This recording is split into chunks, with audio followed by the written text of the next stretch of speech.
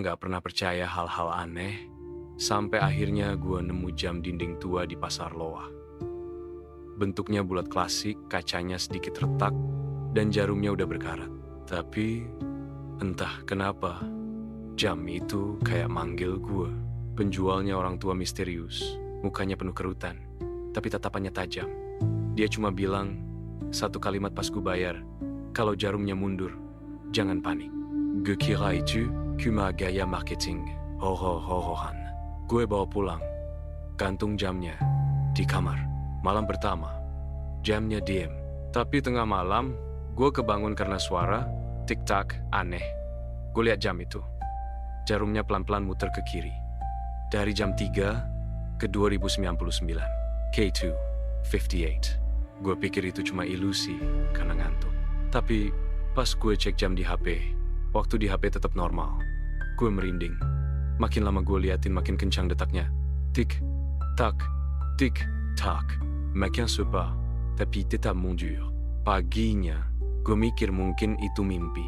Tapi pas gue cek jam itu, masih gerak mundur. Dan yang bikin tambah aneh, HP gue penuh pesan lama dari orang-orang yang udah gak ada di hidup gue. Bahkan, ada pesan dari temen SMA gue yang udah meninggal 3 tahun lalu. Hari-hari berikutnya makin absurd.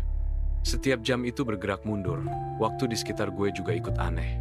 Piring kotor yang semalam udah gue cuci. Pagi-pagi udah kotor lagi, penuh makanan yang sama. Luka goresan kecil di tangan gue hilang begitu aja.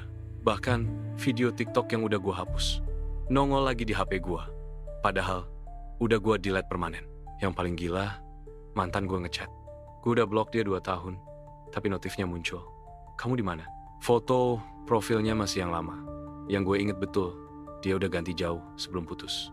Gue mulai sadar, jam itu bukan cuma aneh tapi kayak bikin waktu berputar ke belakang. Baju-baju yang udah gue buang di lemari, tiba-tiba terlipat rapi lagi. Gue cek Instagram, semua postingan balik ke masa lalu. Gue ngecek tanggal hari ini, terus ngebandingin sama kalender dinding. Dan hasilnya, kalender dinding nunjukin 2 hari sebelum hari ini. Dan hal paling serem, temen lama gue yang udah meninggal datang ke rumah.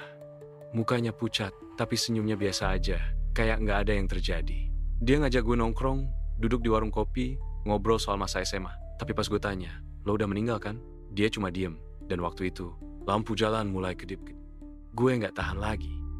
Gue coba buang jam itu ke tempat sampah kompleks.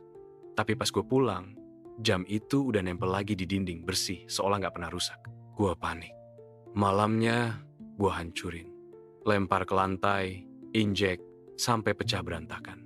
Jarumnya copot, kacanya hancur. Dan saat itu juga, waktu berhenti. Gue diem di kamar, gak ada suara. Detik jam digital di HP, gak jalan. Kipas angin berhenti. Bahkan suara jangkrik di luar. Hilang, gue keluar rumah. Semua orang diam.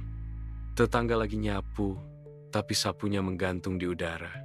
Anak kecil lagi naik sepeda, tapi sepedanya melayang pelan, gak maju-maju. Kayak semuanya freeze. Gue coba teriak, gak ada suara yang keluar dari mulut gue. Nafas gue juga kayak berhenti.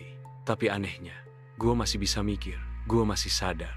Gue balik ke kamar, jam itu udah gak ada. Cuma bekas lingkaran debu di tembok. Gue duduk dan nulis ini. Kalau ada yang baca, tolong. Mungkin gue masih ada di dimensi waktu yang beku, atau mungkin gue udah keluar dari waktu sepenuhnya.